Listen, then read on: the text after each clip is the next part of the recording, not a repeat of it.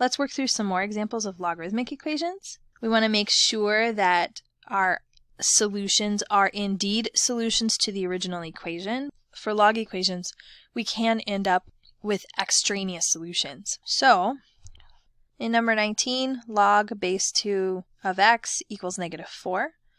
We can either see this as converting the log into its equivalent exponential form, or similarly, use the inverse function to get rid of the log, to cancel with the log. And so I'll do this one with changing it into exponential form. So to change it into exponential form, we take our base, raise it to the power, which is on the other side of the equal sign because logs are exponents, and that equals whatever's inside the argument of the log. Remember, the x and the y change places for inverse functions. So when we're writing them 2 to the y equals x is how we would need to write it in exponential form. And then, since x equals 2 to the -4 power, we're able to solve for x by rewriting this and then simplifying. 2 to the 4th is 16, so x is going to be 1 over 16. And we can check this fairly quickly. 1/16 is positive, so inside the log, 1/16 would be a reasonable number to input. We don't ever want the log to have a 0 or a negative input. 1/16 is a valid input, and sure enough, the exponent of 2 that gives me 1 over 16 would indeed be -4. It works out. To show the other way that we can solve log equations when we have one log on one side, in this next example, natural log x equals 2. So natural log x and e to the x are inverse functions. This time, instead of rewriting the log as an exponential function, I'm going to take this equation and raise it as exponents with a base of e. And if I do that, because e and natural log are inverses, they will cancel, and we're left with x equals e squared, which is an exact answer. If we're getting an approximate, we need to pull our calculator out.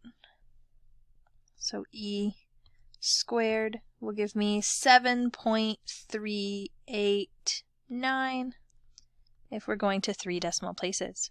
Taking a look at our next example, log base 4 of x plus 5 equals 3.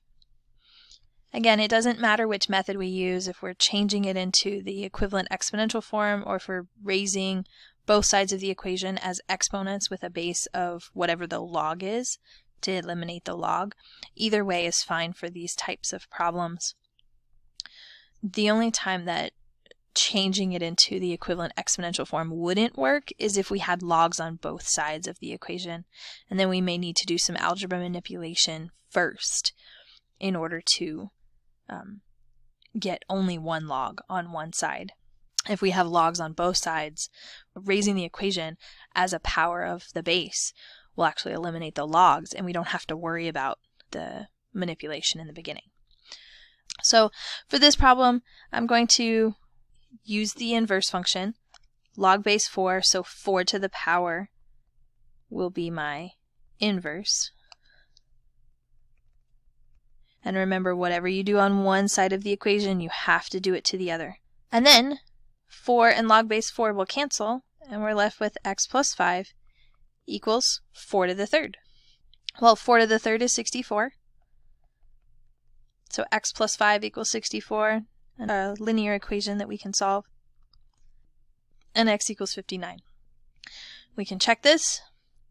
A quick check, 59 inside the log will not make it negative, so I think this is going to be a good solution.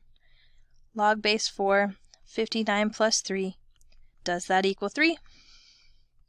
59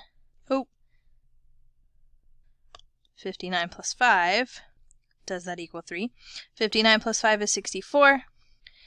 The exponent of 4 that gives me 64 is indeed 3, so this works out. Next up, we'll look at more examples where multiple logs are in the equation, and we need to get it down to one log on one side. or possibly 1 log on either side of the equation to solve.